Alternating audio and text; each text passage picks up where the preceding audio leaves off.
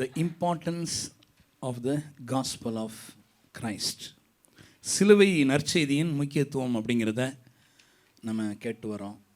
கண்களை மூடி ஜெபிக்கலாம். நல்ல பிதாவே, உம்முடைய கிருபையுள்ள வார்த்தைகளை எங்கள் உள்ளம் பார்க்கவும் கேட்கவும், அதை நாங்கள் கிரகித்து விசுவாசித்து அதனுடைய காரியங்களை சாராம்சத்தை நாங்கள் எடுத்துக்கொண்டு தற்கால எதிர்கால வாழ்விலே நீர் எங்களுக்கு வைத்திருக்கிற திட்டங்களை நாங்கள் பூமியில் செயல்படுத்த எங்களை ஒப்பு கொடுக்குறோம். ஒவ்வொருவருக்கும் உதவி செய்யும்.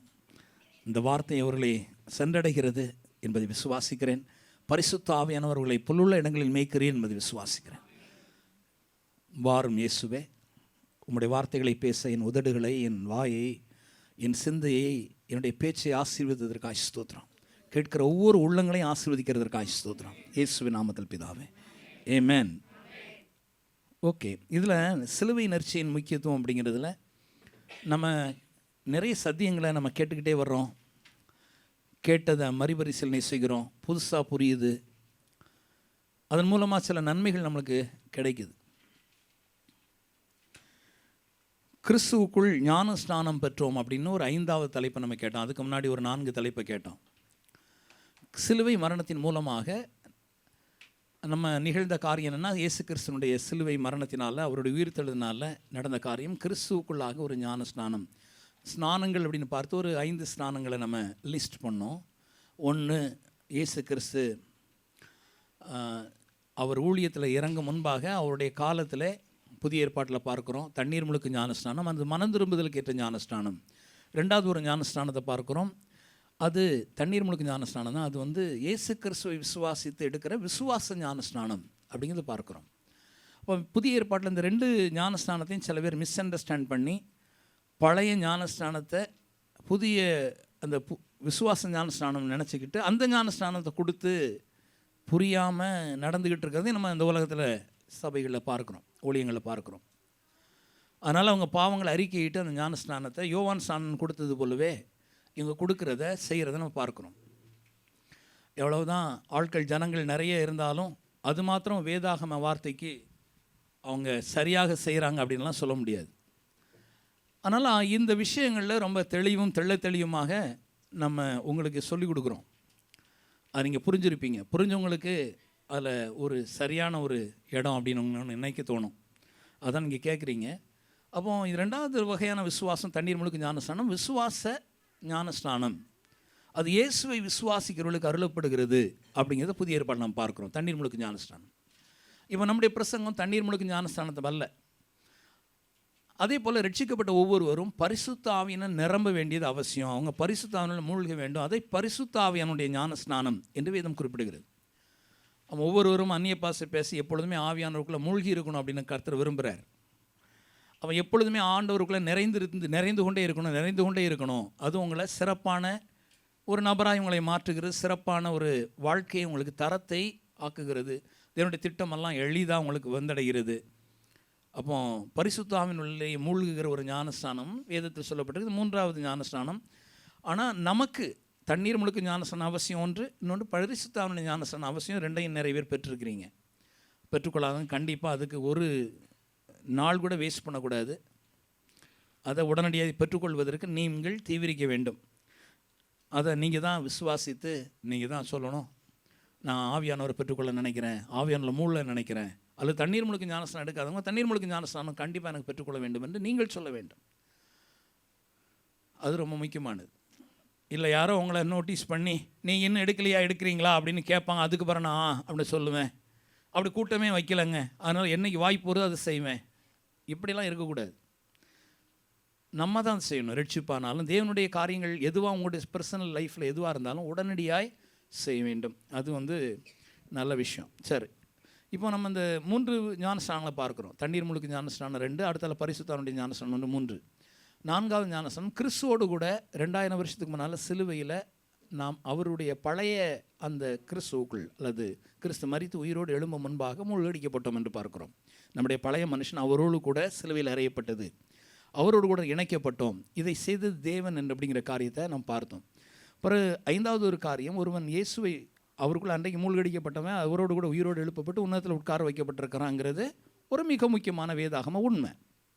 இந்த உலகத்தில் இருக்கிற அத்தனை பேரும் இவ்வண்ணமாக உலகத்தில் பிறக்கிறதுக்கு முன்பாகவே தேவன் ஆதாமுக்குள்ளே எல்லாரையும் பேசி உண்டாக்கின உடனே எல்லாருமே ஆவிக்குரிய ரீதியில் உருவாக்கப்பட்டிருக்கிறார்கள். எப்படி ஒரு விதையானது மண்ணுக்குள்ளே அது இருக்கிற பொழுது மரமாக இல்லையோ செடியாக இல்லாததுனால அதே இல்லைன்னு நம்ம நினச்சிக்கிட்டு இருக்கிறோம். ஆனால் மழை பெஞ்ச உடனே அந்த விதை முளைத்து செடியாகி வளர்ந்த மரமாகி ஆகி காய் கனி கொடுக்க ஆரம்பிச்சிது. அப்போ நமக்கு என்னென்னா மரம் வளர்ந்ததுக்கு பிறகு தான் விதையாக மேலே வந்ததுக்கு பிறகு தான் அது இருக்குது அப்படின்னு நம்ம நம்புகிற நபராக மாத்திரம் இருக்கக்கூடாது. கண்ணுக்கு தெரியாமல் மண்ணுக்குள்ளுக்கதையும் இருக்குது, ஆனால் முளைச்சி வரப்போகுது. அதே போல் தான் ஒவ்வொரு மனுஷன் இந்த உலகத்தில் பிறப்பதற்கு முன்பாக மண்ணுக்குள்ள இல்லை, கண்ணுக்கு தெரியாத ஆவிக்குரிய உலகத்தில் இருக்கிறாங்க. ஆதாமுக்குள்ள உண்டாக்கப்பட்டிருக்கிறார். என்றைக்கு அவங்களுக்கு திருமணம் என்று ஒன்று நடைபெறுகிறதோ அன்றைக்கு திருமண உறவின் மூலமாக வெளியே வராங்க, குழந்தையாக பிறக்கிறாங்க.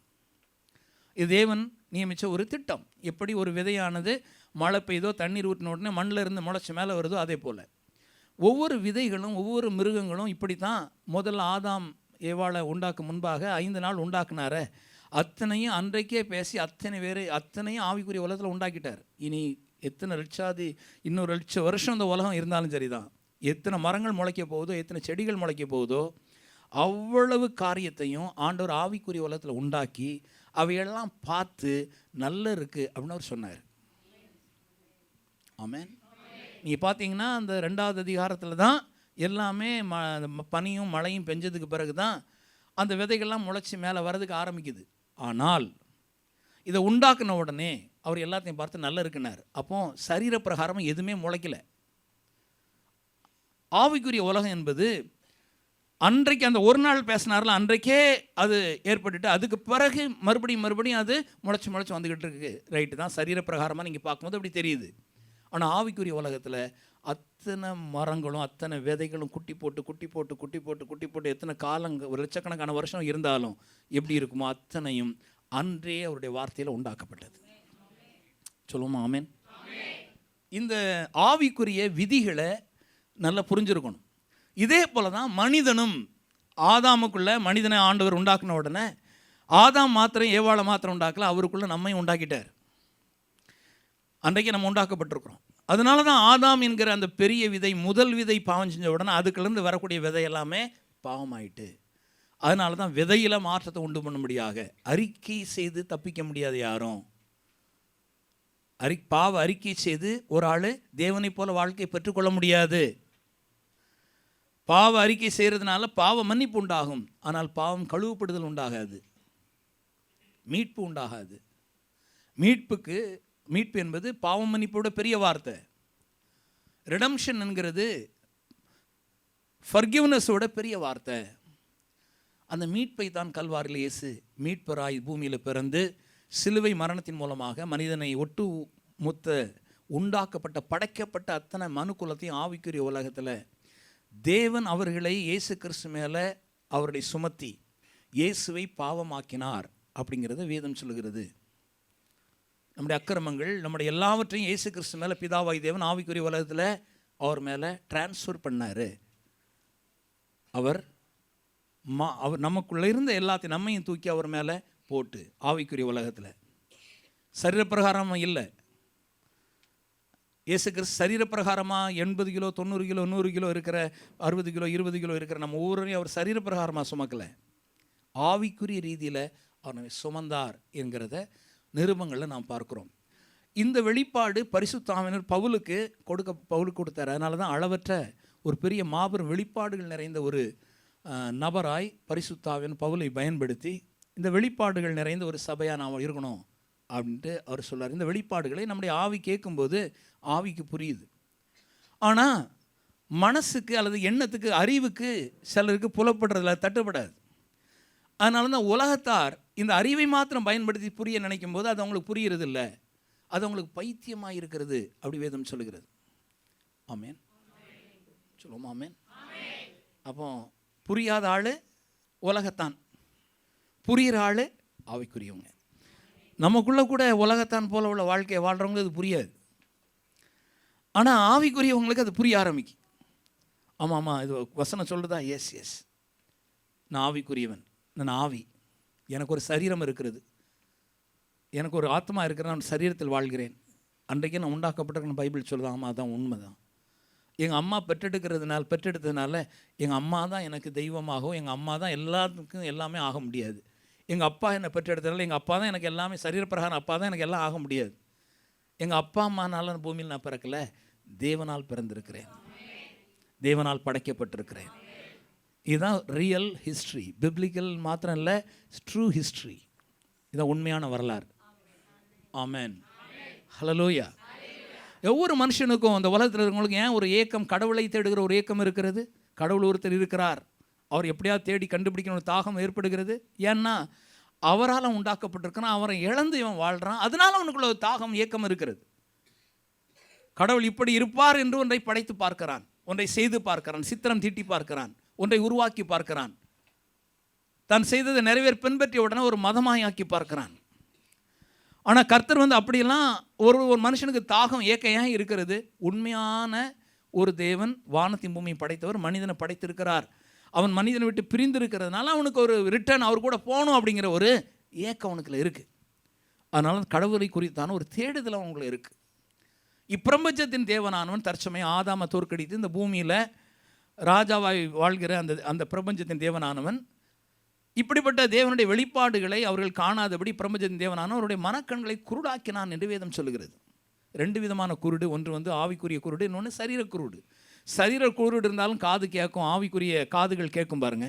ஆனால் ஆவிக்குரிய குருடு இருந்தால் அவனால் உருப்படவே முடியாது. அவனுக்கு எப்படியாவது கர்த்தருடைய வார்த்தை போய் சேரணும்.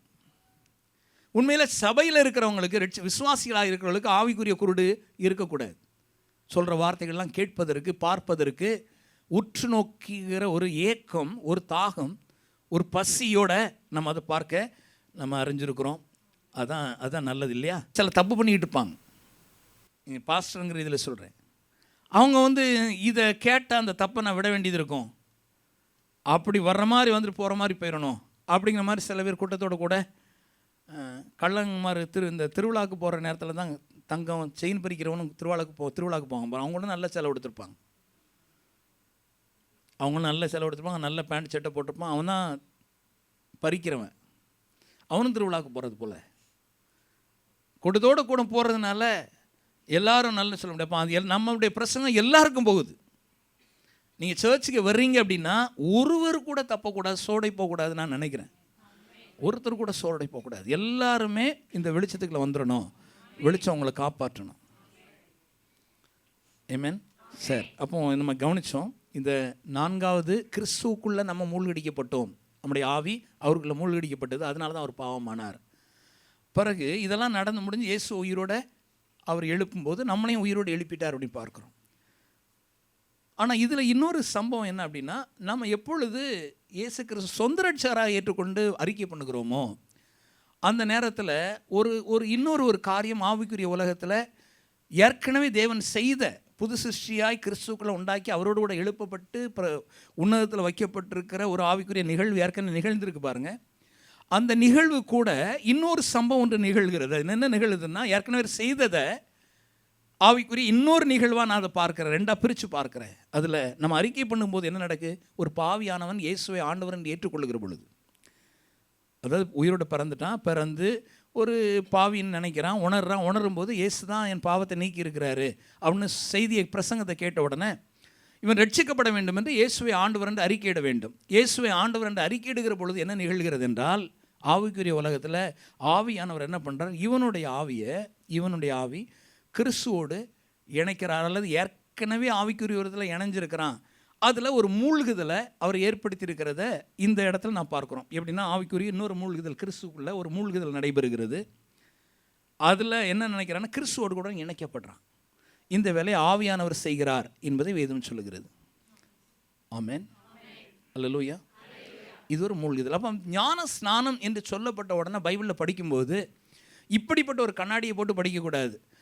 ஞானஸ்நானம் வருகிற இடமெல்லாம் தண்ணீரை தான் சொல்லுது அப்படிங்கிற ஒரு பார்வை இருந்தாலே தப்பான பார்வை. அதுக்கு தான் நம்ம இந்த பிரசங்கத்தை நம்ம 1 வாரம் 2 வாரம் அல்லது இதை நம்ம பேசிடுறோம். அதை இதுக்கு முன்னாடியும் இப்படிப்பட்ட பிரசங்கங்களுக்கு நடந்திருக்கு. ஞான ஸ்நானம் என்றாலே தண்ணீர் முழுக்க ஞான ஸ்நானங்கிறத கண்ணாடியை போட்டு படிச்சிடாதீங்க. அதை அப்படி சொல்லி கொடுத்துட்டாங்க, அப்படி நம்ம கேட்டு பழகியிருக்கோம். அதனால எப்பொழுது பார்த்தாலும் நம்மளுக்கு அப்படியே தெரியும். அரண்டவனுக்கு இருண்டதெல்லாம் பேயின்னு சொல்லுவாங்க பாருங்க, அந்த கதை. ஒரு கதையை நீங்கள் கேட்டிங்கன்னா போதும். நேற்று நம்ம ஊரில் ஏதோ ஒன்று ஒரு கொலைகாரன், ஒரு திருடன் வந்தானா,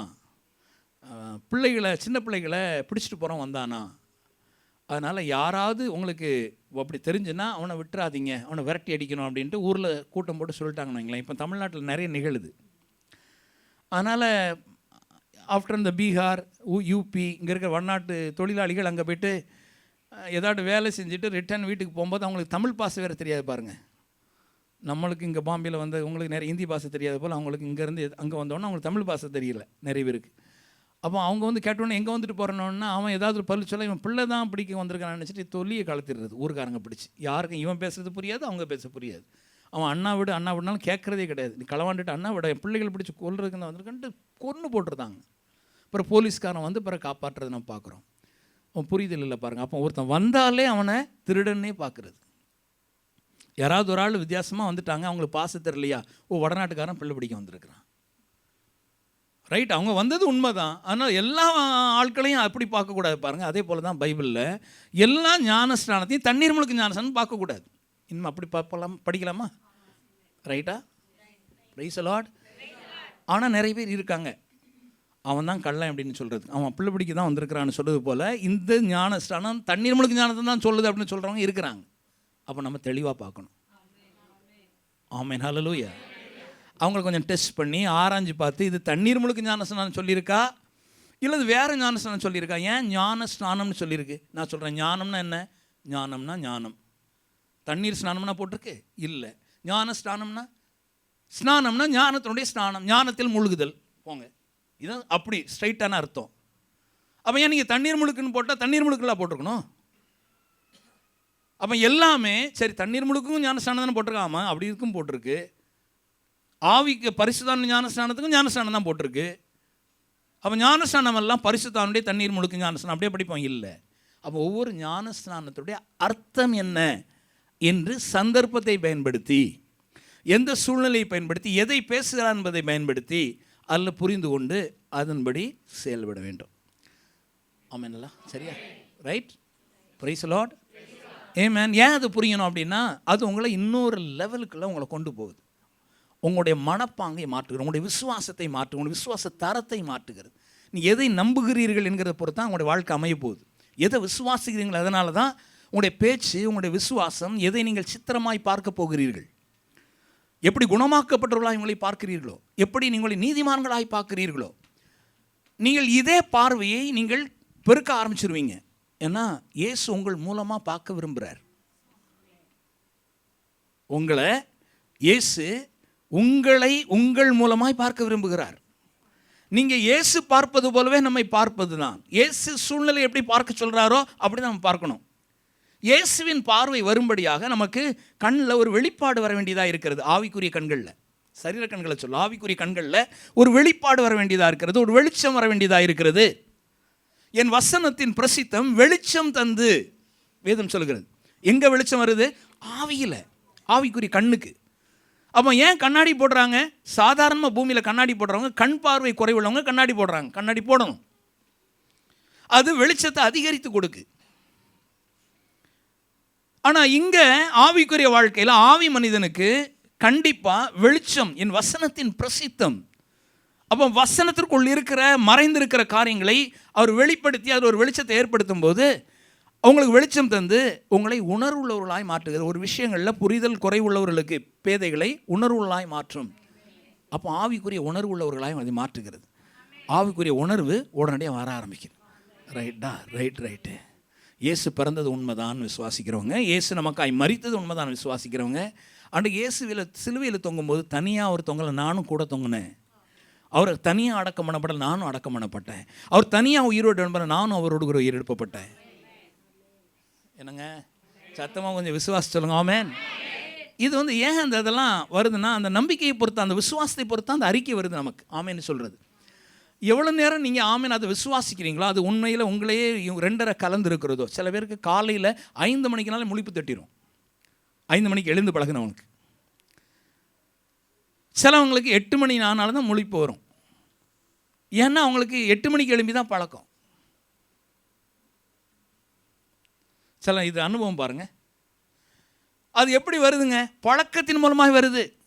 ஒரு ஆள் வசனத்தினுடைய தெளிவுகளை கேட்பதற்கு பழகலைன்னா அவங்களுடைய ஆவிக்குரிய வாழ்க்கை மழுங்கி போனது போல் இருக்குது.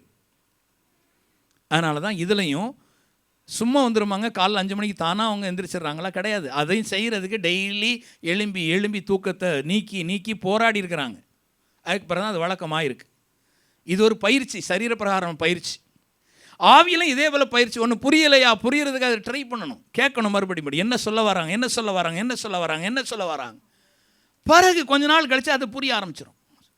இதெல்லாம் நம்மளுக்கு விளங்காதுங்க, விட்டு தள்ளுங்க. கர்த்தர் என்ன ஆசீர்வதிப்பார், நான் நம்புகிறேன் அப்படியே சொல்லிட்டு போயிட்டு இருக்கலாம் பாருங்கள். ஸோ அது சரி கிடையாது. அப்படி இல்லை, இதோ என்னதோ சொல்ல வராங்க, நம்புவோம். அப்போ அன்றைக்கே நம்ம பிறந்திருக்கிறோம், அன்றைக்கே அவர் கூட மரிச்சிருக்கோம், அன்றைக்கே உயிரோடு எழும்பியிருக்கோம், அன்றைக்கே அவருடைய சரீரத்துக்குள்ளாக மூழ்கடிக்கப்பட்டதுக்கும் ஞானஸ்தானம்னு பைபிள் சொல்லுது. அப்படிங்கிற ரோமர் 6வது அதிகாரத்தில் தெளிவாக நிறைய வசனங்கள் நம்ம படித்தோம் இல்லையா? மறுபடியும் யோவான் 6 படிக்கும்போது, யோவான் அல்ல, ரோமர் 6 நம்ம படிக்கும்போது இதெல்லாம் தெளிவாக படித்தோம். ஆனால் ஞானஸ்நானம், தண்ணீர் முழுக்கு ஞானஸ்நானம் எடுக்கும்போது நிறைய பேர் இதை தானே சொல்கிறாங்க. வேறு ஒன்றும் இல்லைங்க. என்னைக்கெல்லாம் கேக் வெட்டி திருமண நாளை கொண்டாடுறீங்களோ அன்னைக்கெல்லாம் கல்யாணம் அன்னைக்கு பண்ண நாள் ஞாபகம் வருதா வரலையா? நிறைய பேருக்கு வரல. இத்தனை வருஷத்துக்கு முன்னாடி திருமணமான அன்னைக்கு கல்யாணம் பண்ண நிகழ்வு வருது. நம்ம அன்னைக்கு ஒரு 23, 20 அல்லது அதுக்கு முன்னே கூட நிறைய பேர் திருமணம் பண்ணியிருப்பாங்க. அன்றைக்கி நான் எவ்வளோ மெல்லியாக ஒல்லியாக அழகாக இருந்தேன். இன்றைக்கி எவ்வளவோ வித்தியாசமாக ஆகிப்போச்சு. பர்த்டே செலிப்ரேட் பண்ணும்போது அப்படி தான் ஒரு நினைவு வருது இல்லையா? அப்போ தண்ணீர் முழுக்க ஞானஸ்நானம் போது நம்மளுக்கு ஒன்று நினைவு வருது. என்ன நினைவு வருது? ஆமாம் வாஸ்தவம் தான், ஒரு நாள் அவர் கூட நான் சிலுவையில் அப்படி தான் மூழ்கினேன். அப்போ என்றைக்கு நம்ம பிறந்தோம் அன்னைக்கு நம்ம கேக் வெட்டுறோம்? இல்லை, கேக் வெட்டுறது பின்னால், பிறந்தது முன்னால். அப்போ முதலாக நம்முடைய வேதாகம சத்தியத்தின்படி ஞானஸ்நானம் நான் பிறக்கிறதுக்கு முன்னாலே நடந்திருக்கு. அதுக்கு கேக் வெட்டுகிற மாதிரி தான் தண்ணீர் முழுக்க ஞானஸ்நானம் எடுக்கிறோம். சத்தமாக அல்லேலூயா சொல்லுங்க, கை தட்டினா அல்லேலூயா சொல்லலாம், புரிஞ்சுட்டுனா ஏமேன். எனக்கு கூட ஒரு சாமம் இருக்குது. அப்போ கேக் வெட்டுறதை வச்சுக்கிட்டே அன்றைக்கி தான் பிறந்தோம்னு சொல்லக்கூடாது. கேக் வெட்டுறாள்லாம் அன்றைக்கே பிறக்கிறாங்க, அன்றைக்கே திருமணம் பண்ணுறாங்க, திருமண நாளை கொண்டாடுறவங்க. திருமணம் யாருக்குன்னு இகழ்ந்துருக்கு. கேக் அதுக்கு அடையாளம். ஆமேன்னு சொல்லுங்கள். அதே போல் தான் தண்ணீர் முழுக்க ஞானஸ்நானம் ஏற்கனவே பெற்ற ஞானஸ்நானத்துக்கு அடையாளம். சொல்லுங்கள், ஆமேன்னு சொல்லுங்கள். பிரைஸ் காட், ஹல்லேலூயா, ஆமென், ஹல்லேலூயா. ரைட், இப்போ கவனிப்போம். கொலோசியர்கள் நிருபம் 2வது அதிகாரம் 12வது வசனம். இதை கடந்த வாரத்தில் நம்ம படிச்சுட்டு அடுத்த வாரத்தில் இதை நம்ம பேசுவோம் அப்படின்னு சொன்னோம். கொலோசியர் 2, கொலோசியன்ஸ் சாப்டர் 2 verse 12. கொலோசியர் 2:12. Thank you Jesus, thank you Jesus. கொலோசியர் 2:12. சரி. ஞானஸ்தானத்தினாலே அவரோடு கூட அடக்கம் பண்ணப்பட்டவர்களாகவும், கவனிச்சிங்களா? ஞானஸ்நானத்தினாலே அவரோடு கூட அடக்கம் பண்ணப்பட்டவர்களாகவும். தண்ணீர் முழுக்க ஞானஸ்நானம் எடுக்கும்போது நீங்கள் அவரோட கூட அடக்கம் பண்ணப்படலை. ஞானஸ்நானத்தினாலே அவரோட கூட அடக்கம் பண்ணப்படலாம். அப்பொழுது சிலுவையில் அவர் அடக்கம் பண்ணப்படும் பொழுது அவரோடு கூட, அந்த ஞானஸ்நானம்னா என்ன அர்த்தம்? அதுக்கு அர்த்தம் இப்படி பாருங்கள், மூழ்குதல். அது இப்படி படித்து பார்க்கலாமா? அவரோடு கூட அடக்கம் பண்ணப்பட்டு மூழ்கடிக்கப்பட்டோம். அதுதான் கரெக்ட். அது ஞானஸ்நானத்திலே ஒரு மூழ்குதலிலே அவரோடு கூட அடக்கம் பண்ணப்பட்டவர்களாகும். அதிலே அவரை மரித்தோரில் எழுப்பின தேவனுடைய செயலின் மேலுள்ள விசுவாசத்தினாலே அவரோட கூட எழுந்தவர்களாகவும் இருக்கிறீர்கள். ஆமென். இதில் 4வது முறையான கேட்டோம்ல, கிறிஸ்துவுக்குள்ள அவர் இயேசு கிறிஸ்து உயிரோடு எழும்புவதற்கு முன்பாக இருந்த இயேசு கிறிஸ்துவுக்குள்ளாக. அப்போ உயிரோடு எழுந்த இயேசு கிறிஸ்து யார்? புதிதாய் பிறந்த இயேசு கிறிஸ்து. இயேசு கிறிஸ்து மறுபடியும் பிறக்க வேண்டியது அவசியம் தானா? இதை கடந்த வாரத்தில் பார்த்தோம். அவர் மறுபடியும் பிறக்க வேண்டியது அவசியம். முதலாவது பிறந்த தேவனுடைய குமாரன் யாருன்னா இயேசு கிறிஸ்து. இது அப்போஸ்தலர் நடவடிக்கைகள் சொல்லுது, 13வது அதிகாரம். சங்கீதம் 2வது சங்கீதம் சொல்லுகிறது, இன்று நான் உம்மை ஜெனிப்பித்தேன். எப்பொழுது இயேசு தேவன் ஜெனிப்பிக்கிறார்? அவர் உயிரோடு எழும்பும்போது. அப்போ அவர் உயிரோடு எழும்பும்போது ஒரு ஜனனம் நடக்கிறது, ஒரு பிறப்பு நிகழ்கிறது. உயிரோடு எழும்புறது தான் உண்மையான இயேசு கிறிஸ்துனுடைய பிறப்பு என்று பார்க்கிறோம். ஏன்னா பழைய மனுஷன், பழைய இயேசு நம்மளுக்குள்ள நம்ம சுமந்ததுனால அவர் மரித்தார் என்று பார்க்கிறோம்.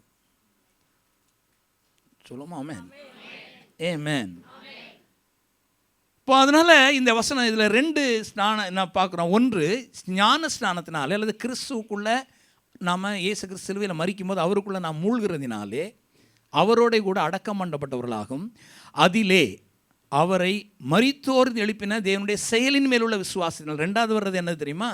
இயேசு கிறிஸ்து உயிரோடு எழும்பினதுக்கு பிறகு இவர் எல்லாம் பாவத்தையும் நீக்கி என்னக்காக அவர் உயிரோடு எழுப்பப்பட்டு எல்லாத்தையும் செஞ்சு முடிச்சுட்டு உயிரோடு எழுப்பப்பட்டார் என்கிற செயலின் மேல் உள்ள விசுவாசத்தினாலே அவரோடு கூட எழுந்தவர்களாகவும் இருக்கிறீர்கள். சொல்லுவோம் ஆமென், பிரைஸ் தி லார்ட்.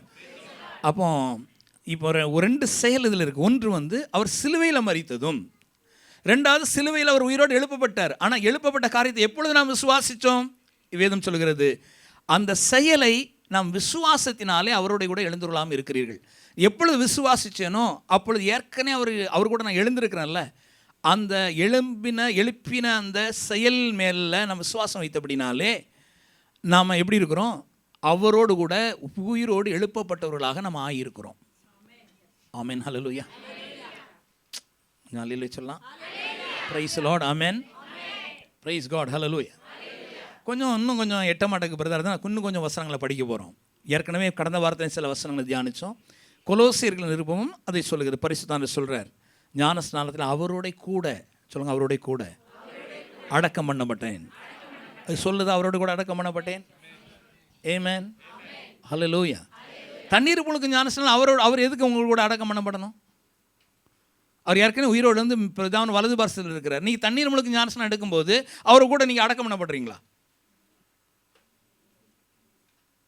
உங்கள் தண்ணியில் முழுகும் போது அவரும் தண்ணியில் முங்கி இருக்கிறாரா? இல்லை அவர் அங்கே போகிறாரா? கல்லறைக்கு மறுபடியும் போகிறாரா? இல்லை. அவன் என்ன பண்ணுற, என்ன என்ன என்ன சொல்லுது இது? ஐயா, நீ முதல்ல நீ பிறக்கும்போது நம்ம கேக் விட்டுற 5வது பர்த்டே கொண்டாடுற பிள்ளைகிட்ட கூட நீ 5 வருஷத்துக்கு முன்னாடி நீ பிறக்கும்போது தலையில் ஒரு முடியல, இப்போ தான் உனக்கு கத்தையாக முடி வந்திருக்குன்னு அம்மா சொல்கிறாங்கன்னு வைங்களா. அப்போ நம்பணும் அதை. இல்லை, அப்போ உனக்கு கத்தையாக சுருட்டு முடியாக இருந்துச்சு, இப்போ எல்லாம் முடியும் உனக்கு நீளெல்லாம் கம்பி மாதிரி ஆகிப்போச்சு. அப்போ முடியே நான் முதல் முடி எடுக்கிறதுக்கு முன்னாடி உன் முடியெல்லாம் அப்படி சடம் மாதிரி வளர்ந்துருக்குப்பா, அப்படி இருந்துச்சு. நீ பிறந்த உடனே உன் நகம் இவ்வளோ நீளமாக இருந்துச்சு. சில நினச்சி பார்ப்பாங்க பாருங்கள், நீ பிறக்கும்போது அவ்வளோ கலராக இருந்த, இப்போ கருப்பனாக இருக்க. என்ன கலராக இருந்த? நீ பிறக்கும்போது 3.5 கிலோ இருந்த குண்டா, ஆனால் இப்போ பாரு எவ்வளோ காணு ஒல்லியாக இருக்கிற. கேக் வெட்டும்போது உண்மையான பிறந்ததை நினைவு கூறுறோம். உண்மையான பிறப்பு எங்கே நிகழ்ந்தது? ஆமென். ஒரு கொண்டாடுறோம், இப்படி ஒரு பிள்ளைய கருத்தை நான் கொடுத்தாரு அப்படின்னு. ஆனால் அதுதான் இது. நம்ம இங்கே தண்ணீர் முழுக்க ஞானஸ்நானம் எடுக்கும்போது ஏற்கனவே சிலுவையில் அவர் கூட நான் இணைக்கப்பட்டேன், அவர் கூட மூழ்கடிக்கப்பட்டேன் என்கிறது வேதம் சொல்லுகிறது. ஆமென், பிரைஸ் காட், ஹல்லேலூயா. ஆமா, உலகத்தில் நடக்கும்போது நான் என்னுடைய பழைய பாவ மனிதன் கிறிஸ்துவோடு கூட அவர் அடக்கம் பண்ணப்பட்டான். ஆமென்.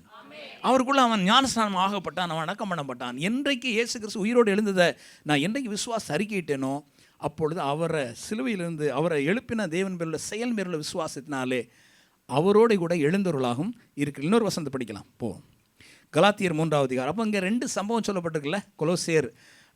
நம்ம கொலோசியர் 2:12 2 சம்பவம். ஒன்று, அவரோடு கூட அவர் உயிரோடு எழும்பும் முன்பாக மூழ்கடிக்கப்பட்ட ஒரு ஞானஸ்நானம்.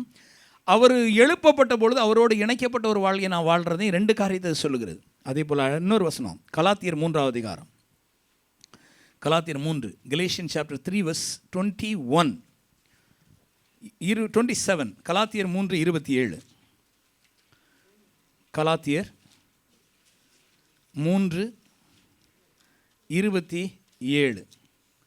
ஏனெனில் உங்களில் கிறிஸ்துவுக்குள்ளாக ஞான ஸ்நானம் பெற்றவர்கள் எத்தனை பேரோ, சொல்லுங்கள், உங்களில், சொல்லுங்கள், எல்லாம் சொல்லுவோமா, சொல்லுங்கள், உங்களில் கிறிஸ்துவுக்குள்ளாக, எல்லா தம்பி தங்கைகள்லாம் சொல்லலாம், எல்லாம் இங்கே விசுவாசின்னு சொல்லலாம், உங்களில், இங்கே பார்த்து சொல்லுங்களேன் அண்ணே, பார்த்து சொல்லுங்கண்ணே, உங்களில் கிறிஸ்துவுக்குள்ளாக ஞானஸ்நானம் பெற்றவர்கள் எத்தனை பேர்களோ, எத்தனை பேரோ அத்தனை பேரும் கிறிஸ்துவை தரித்து கொண்டீர்களே. ஆமென், அல்லேலூயா. இப்போ இது எதை சொல்லுதுன்னா, 5வது, எத்தனை பேர் இயேசுவை ஆண்டவர்னு அறிக்கை பண்ணீங்களோ அந்த நேரத்தில் என்ன ஆச்சுது அப்படின்னா, கிறிஸ்துவுக்குள்ளாக நாம் ஞான ஸ்நானம் பெற்றோம். எப்பொழுது? தண்ணீர் முழுக்கு ஞான ஸ்நானம் அல்ல. இந்த இடத்துல எதுக்குள்ளாக ஞான ஸ்நானம் போட்டிருக்கு சொல்லுங்க? தண்ணீருக்குள்ளாகவா? அப்போ ஞானஸ்நானம் போட்ட இடத்த எப்படி படிக்கணும்? மூழ்குதல்னு போட்டு படிக்கணும். உங்களில் கிறிஸ்துவுக்குள்ளாக மூழ்கப்பட்டவர்கள் எத்தனை பேரோ. ஹலோ, எப்படி படிக்கிறீங்க? மூழ்கப்பட்டவர்கள் எத்தனை பேரோ சொல்லுங்க. உங்களில் கிறிஸ்துவுக்குள்ளாக மூழ்கப்பட்டவர்கள் எத்தனை பேரோ அத்தனை பேரும் கிறிஸ்துவை தரித்து கொண்டீர்களே. ஆமென், பிரைஸ் காட், ஹல்லேலூயா, ஹல்லேலூயா. ஏன்னா ஞானஸ்நானம் என்ன இந்த இடத்துல? மூழ்குதல். எங்கே மூழ்குதல்னு போட்டிருக்கு? கிறிஸ்துவுக்குள்ளாக மூழ்குதல். எப்போ மூழ்கணும்?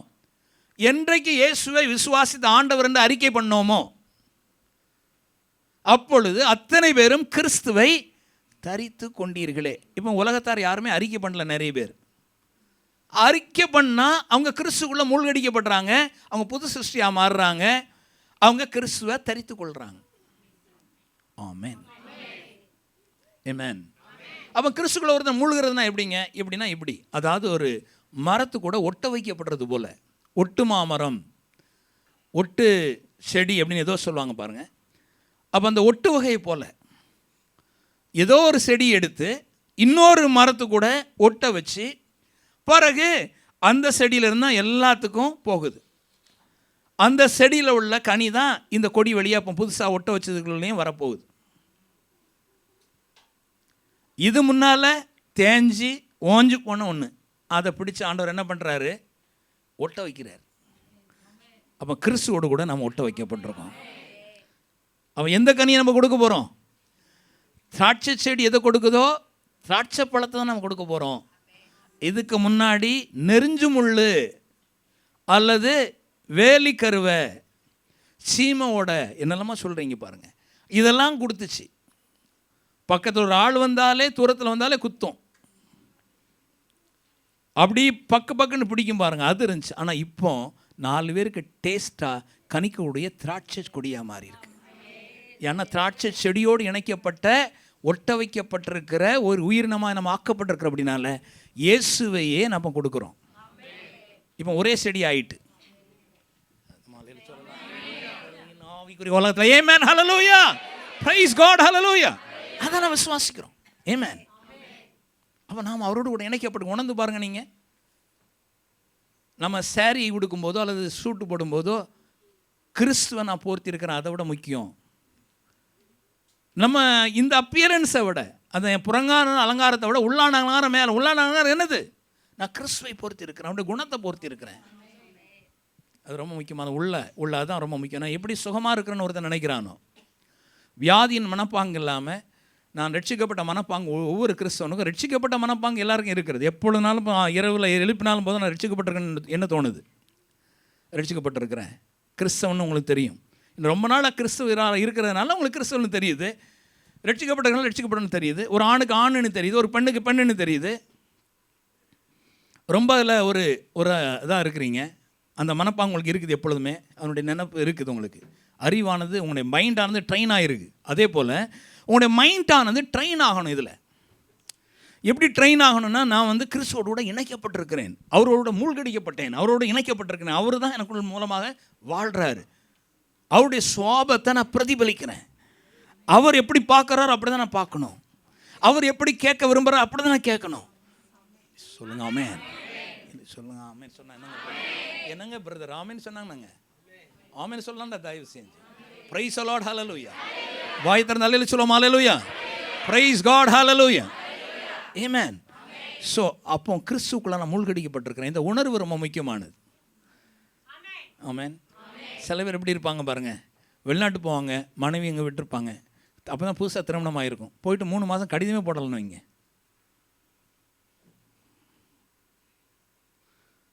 ஆனால் வெளிநாட்டுக்கு போயிட்டு சீக்கிரம் வந்துன்னு சொன்னால் கடிதம் போடலை, ஒன்றும் இல்லை. இப்போ கடிதம் கிடையாதுங்க. இப்போ அட்லீஸ்ட் வாட்ஸ்அப்பு, ஏதோ பட்டுன்னு சொல்லக்கூடிய டெலிஃபோன் இதெல்லாம் இருக்குது. இப்போ எனக்கு கடிதம் பழைய ஞாபகம் வருது பாருங்கள், கடிதம்ட்டு. இப்போ யார் கடிதாசி போடுறா? ஒருத்தரும் போடுறதே கிடையாது. அதே ஸ்டாப் ஆகிட்டுன்னு நினைக்கிறேன். ஆனால் இப்போ போயிட்டு 3 மாதம் 4 மாதம் 6 மாதம் அப்படி ஆகிட்டே இருக்கு, ஒன்றுமே பண்ணலன்னு வைங்க. நினைப்பே இல்லைன்னு வைங்களேன். கல்யாணம் முடிஞ்ச ஞாபகமே உனக்கு இல்லைண்ணா, ஏன்டா எதுக்குடா நீ எல்லாம் கல்யாணம் முடிக்கிற அப்படின்னு ஊருன்னு சொல்லும், வீட்டுக்காரங்க சொல்லுவோம், எல்லாரும் சொல்லுவாங்க. அதே போல் தான் ஒரு ஆள் ரட்சிக்கப்பட்டதுக்கு பிறகு அவருடைய மணவாளன் அல்லது கிறிஸ்துவை குறித்தான ஒரு சிந்தை எண்ணம், அவர் எனக்குள்ளே எப்படி இருக்கிறார், அவர் எனக்கு எப்படியா இருக்கிறான்னு நினச்சி பார்க்கலாம். இதெல்லாம் என்ன கிறிஸ்தவ வாழ்க்கை? அப்போ அந்த ரசனையே இருக்காது, டேஸ்ட்டே இருக்காது பாருங்கள். கணவன் மனைவி உறவு எப்படிங்க இருக்கும்? அவன் மறந்தே போனான். அதே போல் தான் இன்னொன்று. சரி புருஷன் அவள் எப்போ பார்த்தாலும் அவர் ஃபோன் பண்ணிக்கிட்டு இருக்கார், ஃபோன் பண்ணி இதா அவர் கூட ஒரு நினைப்பே இல்லை. இவங்களுக்கு இவங்க ஊரில் எப்படி வேறு இது, அவர் எப்போதாவது உங்கள் என்னவாக தான் இருக்குன்னு பேசுகிறது மாத்திரம் ஒரு பேச்சுக்கு சொல்லிக்கிட்டதுன்னு வைங்களேன். ஆனால் அவரை மறந்தே ஜீவிக்குதுன்னு வைங்க. இதுங்க நினைப்பாங்க, இதெல்லாம் என்னப்பா இது, இப்படி ஒரு பொண்ணை நான் பார்த்ததே இல்லையே அப்படின்னு சொல்கிறது போல், மணவாட்டியாய நாம் எப்படி இருக்கணும் அப்படின்னா, யார் கூட நம்ம இணைக்கப்பட்டிருக்கிறோனோ அவருடைய நினைவாக, அவர் நம்மை குறித்து என்ன சொல்லுகிறார், அவர் எனக்கு எப்படிப்பட்டவராக இருக்கிறார், காலையில் எழும்பும்போது அவர் எப்படி இருக்கிறார். காலையில் எழும்பும்போது எங்கள் வீட்டுக்காரங்க மாத்திரம் தான் கண்ணுக்கு தெரியுதா, அவர் எனக்கு கண்ணுக்கு தெரியலையா? ஆவிக்குரிய கண்ணுக்கு அவர் என்னை எழுப்பி விடுறார். அவரை நான் தேங்க்யூ நான் சொல்கிறேன். அவர் கூட நான் வாழ்கிறேன், குடும்ப வாழ்க்கை வாழ்கிறேன். ஆமென், ஹல்லேலூயா. அவர் கூட நான் பேசுகிறேன், பழகுறேன், அவரோட தங்கியிருக்கிறேன், அவர் கூட நான் மூழ்கடிக்கப்பட்டிருக்கேன், அவரோட இணைக்கப்பட்டிருக்கிறேன், ஒட்ட வைக்கப்பட்டிருக்கிறேன். அப்போ கிறிஸ்துவின் சுவிசேஷத்தின் நற்செய்தி ஒரு ஆளை இவ்வண்ணமாய் அவருடைய மனப்பாங்கி அவருடைய செயலை மாற்றுவதன் மூலமாக பரலோகத்தை அவருடைய வாழ்க்கையில் வெளிக்கொண்டு வரும்படியாக உதவுகிறது. இப்படி நம்ம சிந்திக்க சிந்திக்க பேச பேச இப்படியே என்ன உங்களுக்கு பரலோக தோட்டமாய் ஏதேன் தோட்டத்தை போல உங்களுடைய குடும்ப வாழ்க்கையும் உங்களுடைய சொந்த வாழ்க்கையும் மாற ஆரம்பிக்கும். ஆமென், ஹல்லேலூயா. எந்த தோட்டத்துக்கும் தண்ணீர் ஊற்றணும். கிணறு இருக்கலாம், ஆனால் மோட்ரு பம்ப் செட்டு போட்டு விடணும். குளத்தில் தண்ணி இருக்கலாம், ஆனால் நிலத்துக்கு தண்ணீர் பாய்க்கிறது போல நாம் தேவனுக்குள் இணைக்கப்பட்டிருந்தாலும் அவரை குறித்தான எண்ணம், அவரை குறித்தான பேச்சு, அவரை குறித்தான சிந்தனை தொடர்ந்து இருக்கன்னா இதுதான் தண்ணி இருக்கும். டேமில் இருக்கிற தண்ணீரை, குளத்தில் இருக்கிற தண்ணீரை அல்லது பம்ப் செட்டில் இருக்கிற தண்ணீரை நம்முடைய தோட்டத்துக்கு பாய்ப்பது போல நாம் ஒவ்வொரு முறையும் சிந்தித்து விசுவாசித்து பேசி அதை குறித்து எண்ணுகிற பொழுது மாத்திரம்தான் நம்முடைய தோட்டம் செழுமை அடையும், நம்முடைய வாழ்க்கை செழுமை அடையும். பிரைஸ் காட், ஹல்லேலூயா. அப்போ நம்முடைய ஒத்துழைப்பு ரொம்ப முக்கியமாக இருக்குது பாருங்கள். ஒரு தோட்டம் இருக்கிறதுனாலையும் ஒரு குளம் இருக்கிறதுனாலையும் தோட்டத்துக்கு தானாக தண்ணீர் வராது. ஒரு பம்பு செட் இருக்கிறதுனாலையும் அது பக்கத்தில் தோட்டங்களை நீங்கள் போட்டு வச்சு எல்லாத்தையும் மரங்களை நட்டுருக்கிறதுனாலையும் தானாக தண்ணீர் பாயாது. அதான் இயேசு சொன்னார், விசுவாசிக்கிறவனால் எல்லாம் கூடும். ஆமென், ஹல்லேலூயா. பம்பு செட்டில் மோட்டர் போடுறதுனால எல்லாத்துக்கும் ஆகும், எல்லாம் செழுமையாக இருக்கும். அதே போல் நாம் விசுவாசிக்கிறவனால் எல்லாம் ஆகும். ஒரு விசுவாசியினுடைய வேலையே இதை பார்ப்பது, இதை பேசுவது, இப்படியே நடப்பது. இதுதான் ஒரு விசுவாசியினுடைய மிக முக்கியமான ஒரு பணியாக இருக்கிறது. ஆமென். நாம் கர்த்தருடைய வார்த்தைகளை மறக்க வாழ்க்கையில் பின்னால் போகிறோம். கர்த்தருடைய வார்த்தையை சிந்திக்க சிந்திக்க சிறக்கிறோம். அதனால தான் கர்த்தருடைய வார்த்தை சொல்லுது, இதெல்லாம் நீ நினைத்துப்பார், எண்ணிப்பார். நீங்கள் பிரபஞ்சத்தின் ஒத்த வேஷம் தெரியாமல் தேவனுடைய நன்மையும் பிரியும் பரிபூர்ணமான சித்தம் என்னதென்று பகுத்தறியத்தக்கதாக உங்கள் மனம் புதிதாகிறதுனாலே, உங்கள் மனசும் அதெல்லாம் நினச்சி பார்க்கறது தான் மறுபடியும் கர்த்தருடைய வார்த்தைகள் எப்படியா என்னை ஆக்கியிருக்கிறார் அப்படிங்கிறது பார்க்குறோம். நம்முடைய உண்மை நிலவரத்தை வேதாந்தத்தில் நாம் பார்க்குறோம். நாம் எப்படியாய் உண்டாக்கப்பட்டிருக்கிறோம், சிலுவை மரணத்தின் மூலமாக என்ன நிகழ்ந்திருக்கிறது, என்ன நடைபெற்றிருக்கிறது, எதை நான் உடையவனாயிருக்கிறேன், ஆமென் சொல்லுங்க. அல்லேலூயா. சரி, இன்னொரு வசனத்தை பார்க்கலாம். 1 கொரிந்தியர் 12 அதிகாரம் 13வது வசனம். 1 கொரிந்தியர் 12:13.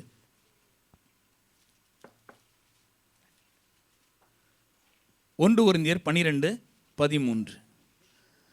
நாம் யூதராயினும், நாம் தமிழராயினும், கிரேக்கராயினும், நாம் மகாராஷ்டிரனாயினும், நாம் அடிகளாயினும் அல்லது நான் மலையாளியாயினும், சுயாதீனராயும் அல்லது நான் மேல் ஜாதியானாலும், எல்லாரும் கீழ் ஜாதியானாலும் எவனாக இருந்தாலும், ஆணோ பெண்ணோ எல்லாரும் அப்படின்னு படிக்கிறோம். அப்படி நான் படிச்சுக்கிட்டேன் மாற்றி கொஞ்சம்.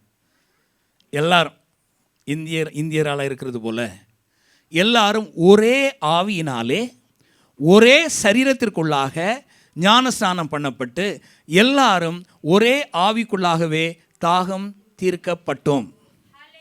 சொல்லுங்க, ஆமென் சொல்லுவோமா? அல்லேலூயா சொல்லுவோமா? Praise the Lord. ஆமென். என்ன சொல்லியிருக்கு தெரியுமா? இந்த இடத்துல ஞானஸ்நானம் பண்ணப்பட்டுங்கிற இடத்துல மூழ்குதல்னு படித்து பாருங்க. ஒரே சரீரத்திற்குள்ளாக மூழ்கி எல்லாரும் ஒரே ஆவிக்குள்ளாக தாகம் தீர்க்கப்பட்டோம். இப்போ இது தண்ணீர் முழுக்கு, தண்ணீர் தொட்டியில் அல்லது ஆற்றில் போயிட்டு பாஸ்டர் உங்களுக்கு ஞானஸ்நானம் கொடுத்து அந்த தண்ணீர் முழுக்கு ஞானஸ்நானத்தை சொல்லலை.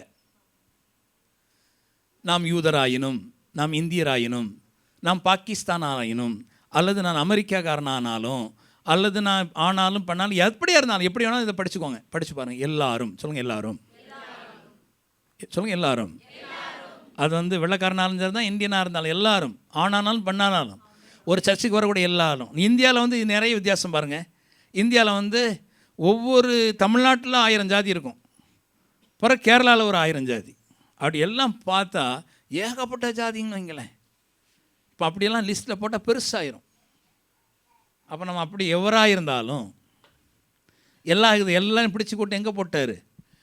எல்லாரும் ஒரே ஆவினாலே சொல்லுங்கள், ஒரே ஆவினாலே. ஆமென். Praise God. எல்லாரும் ஒரே ஆவினாலே. அது யார்? பரிசுத்த ஆவி. பரிசுத்த ஆவி என்ன பண்ணுறாரு? நம்ம எப்பொழுது இயேசுவை ஆண்டவர் என்று அறிக்கையிடுறோமோ, எப்போன்னா ஒரே நாளில் தான் இயேசு ஆண்டவர்னு அறிக்கையிட்டு அவர் கூட நம்ம இணைஞ்சோம். எப்படி ஆண்டவர்னு அறிக்கையிட்டோம்?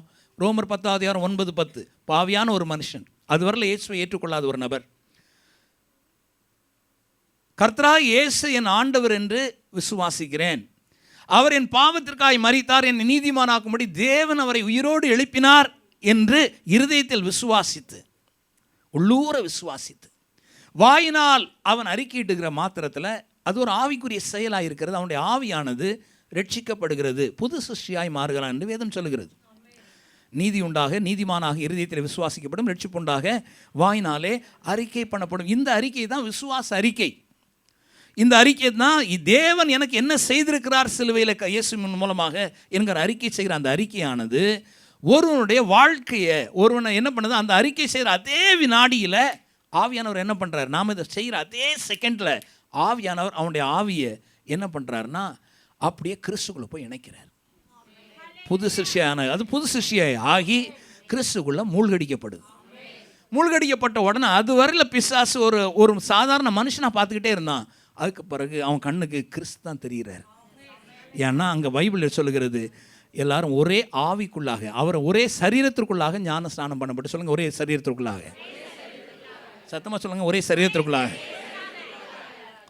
ஆமென். இது புரியலைன்னா வாழ்க்கையில் வெற்றி இல்லை. இது புரிஞ்சவங்களுக்கு வாழ்க்கை வெற்றியோ வெற்றி தான். இது புரிஞ்சிருக்கு. இப்போ ஒரு நதி, நிறைய நதிகள் கலக்குது வைங்களேன். கங்கை நதியில் நிறைய கிளை நதிகள் வந்து கலக்குது. கலந்ததுக்கு பிறகு கங்கை நதி ஒரே நதியாக போகிறது போல். அதுக்கு முன்னாடி அதில் சரஸ்வதி ஆறு, அந்த ஆறு, இந்த ஆறு என்னெல்லாம் தெரில. படித்தவங்களுக்கு தெரியும், ஜியாகிரஃபி படித்தவங்களுக்கு. எனக்கு இது மறதியாக இருக்குது. கிளை நதிகள் வந்து நிறைய சந்தித்ததுக்கு பிறகு அது ஒரு பெரிய கங்கை நதியாக போகிறது போல். இப்போ சரஸ்வதி எங்கே போச்சு? சரஸ்வதி கங்கைக்குள்ளே போச்சு. வேறு ஏதாவது நதி இருந்தால் அது எங்கே போயிருக்கு? எல்லாமே கங்கைக்குள்ளே போனதுக்கு பிறகு இப்போ தனியாக சரஸ்வதி தெரிவாங்களா? இல்லை, எல்லா தண்ணியும் ஒரே தண்ணியாக போகுது. ஆமாம், இல்லையா? ஒரே தேதியாக தெரியுது போல்.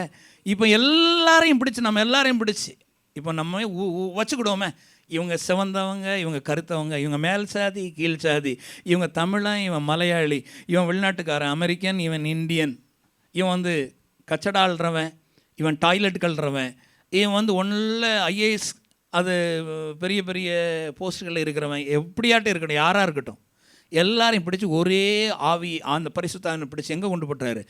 கிறிஸ்துவின் ஒரே சரீரத்திற்குள்ளாக மூழ்கடிச்சிட்டார். சொல்லுங்க ஆமேன்னு சொல்லுவோமா? இப்போ அப்படி தான் ஆயிருக்கும். பிறகு நிறைய பேர் வெளியே வந்து பார்த்து, ஓஹோ இல்லை இல்லை இல்லை, நான் வந்து இன்னொருக்காரன், நான் இந்த சாதிக்காரன். சொல்லுங்க அப்படியா?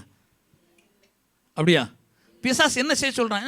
மறந்துட, விட்டுறாத, உன் கொல்லமும் கோத்திரம், நீ யார் அதே பார்த்துட்டு.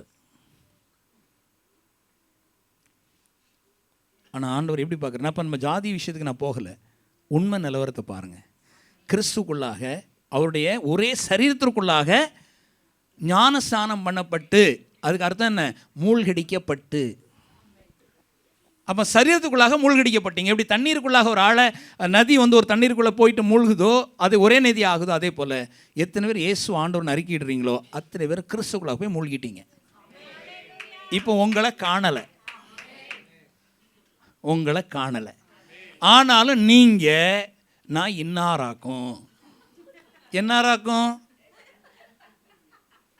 நாங்கள் என் பேக்ரவுண்டு தெரியுமா? தெரியும். நீங்கள் தென்காசிக்காரங்க, உங்கள் பேக்ரவுண்டு எங்களுக்கு தெரியும். ஆமாம், இதுதான் இப்படியே சொல்கிறீங்க. கிடையாது, உங்களுடைய பேக்ரவுண்டு நீங்கள் தென்காசி இல்லை, நீங்கள் வடகாசியும் கிடையாது, நீங்கள் கிறிஸ்துவுடையவர்களாக இருக்கிறீர்கள். Praise God, hallelujah, amen, amen, praise the Lord, hallelujah, amen. American எனக்கு பெருமை இருக்கு, இவன் இந்தியன், கருப்பன், இவன் ஒரு நீக்ரோ, இவனுக்கு பெருமை கிடையாது. கிறிஸ்துக்குள் எல்லாரும் ஒரே ஆவிக்குள்ளாக, ஒரே இயேசுவாகிய ஒரே சரீரத்திற்குள்ளாக அவர்கள் மூழ்கடிக்கப்பட்டிருக்கிறார்கள். இது அதை சொல்லுது. அப்போ இங்கே ஞானஸ்நானம் வர்றது எங்கே சொல்லுது? நீங்கள் ரட்சிக்கப்படும் போது அவர்கள் மூழ்கடிக்கப்பட்டீர்கள். அப்போ 5வது ஒரு ஞானஸ்நானத்தை இங்கே பார்க்குறோம், மூழ்குதல். ஆமென். அப்போ கிறிஸ்துவின் ஒரே சரீரத்துக்குள்ளாக போட்டிருக்குன்னா, சரீரம் என்ன பிரதர்? இயேசுடைய சரீரம், கை கால் எலும்பு, அதுக்குள்ளுக்கு நம்ம போயிட்டோமா? கிடையாது. இயேசுவின் சரீரம் என்பது ஆவிக்குரிய சரீரம். சொல்லுங்க ஆமென். இயேசு ஒரு ஆவியாக இருக்கிறார். ஆமென். அப்போ நம்முடைய ஆவி இயேசுவாகிய ஆவிக்குள்ளாக மூழ்கடிக்கப்பட்டிருக்கு. இப்போ இதை சொல்லும்போது லேசாக அவன்கிட்ட சொல்லிட்டு போயிடுறேன். திடீர்னு இயேசு வர்றார் அப்படின்னு வச்சுக்கிடுவோம். நம்முடைய சர்ச்சுக்கு வர்றார், அப்படி நடந்து வர்றார். வர முடியுமா? வர முடியும். முடியுமா முடியாதா? சீசர்கள்லாம் மீன் பிடிச்சிக்கிட்டு இருக்கும்போது அவர் வரல. உயிரோடு எழுந்ததுக்கு பிறகு, உயிரோடு எழுந்த பிறகு வந்தார். வந்த உடனே நெருப்பெல்லாம் போட்டு வச்சுருது. எத்தனை மீன் பிடிச்சிட்டு வந்தால் கொண்டு வானோன்னு அவன் நிறைய போட்டில் மீனெல்லாம் இழுத்துட்டு வரான். அப்போ கறி நெருப்பு போட்டு வச்சுருக்கு. அப்போ அவர் அந்த மீனை, சுட்ட மீனை அவர் சாப்பிட்றதெல்லாம் பார்க்குறோம். பைபிள் சொல்லுது, மாம்சம் இல்லாத வெறும் ஆவி இப்படிப்பட்டதெல்லாம் சாப்பிடுமா? இல்லை. அவருக்கு ஆவி மாத்திரம் இல்லை, அவருக்கு சரீரம் இருக்குது, அவருக்கு எலும்பு இருக்குது. ஆமென் சொல்லுமா? என்ன எலும்பு பிரதர்? அதுதான் எனக்கு தெரியாது. என்ன சரீரம் பிரதர்? அதுதான் எனக்கு தெரியாது. ஏன்னா அந்த சரீரம் வந்து எலும்பும், அதில் ரத்தம் இருக்கா பிரதர்? அது மாத்திரம் இல்லை, அது மேலே பரலோகத்தில் இருக்குது. பிரைஸ் காட், ஹல்லேலூயா. ஏன் அதில் ரத்தம் இல்லையா பிரதர்? ஆவி ரத்தமும், ரத்தம் வந்து பழைய இந்த மாம்சமும் இந்த ரத்தமும் அது பரலோகத்துக்கு செல்ல முடியாது. ஆமென். அவன் என்ன பிரதர் புதுசு விதமான ஒரு சரீரத்துடையவராக? எஸ், அந்த சரீரம் தான் குளோரியஸ் பாடியை நாமும் பெற்றுக்கொள்வோம். Amen, hallelujah, praise the Lord, hallelujah, praise the Lord. அப்போ ஒன்றை புரிஞ்சுக்கிடுவோம். அப்போ அந்த இயேசு கிறிஸ்துவனுடைய ஆவிக்குள்ள, ஆவியாகி அவருடைய சரீரத்துக்குள்ள நீங்கள் நாங்கள் அத்தனை பேரும் இணைக்கப்பட்டு மிக்ஸ் ஆகிட்டோம். நீங்கள் எல்லாரும் இங்கே காஃபி குடிக்கிறவங்க இருப்பீங்க, டீ போடுறவங்க இருப்பீங்க.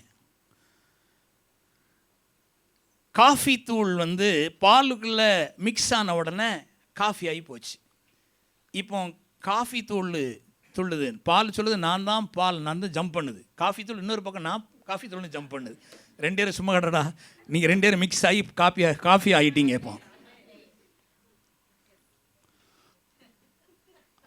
இது ப்ரௌனாக இருக்குதுங்க, இது கருப்பேன், நான் வெள்ளையாக இருக்கேன், வெள்ளையன். ரெண்டும் முடிஞ்சு, சோலி முடிஞ்சுப்போம். கிறிஸ்துக்குள்ள ஒன்றாக இருக்கிறீங்க. இப்போ price the Lord, hallelujah.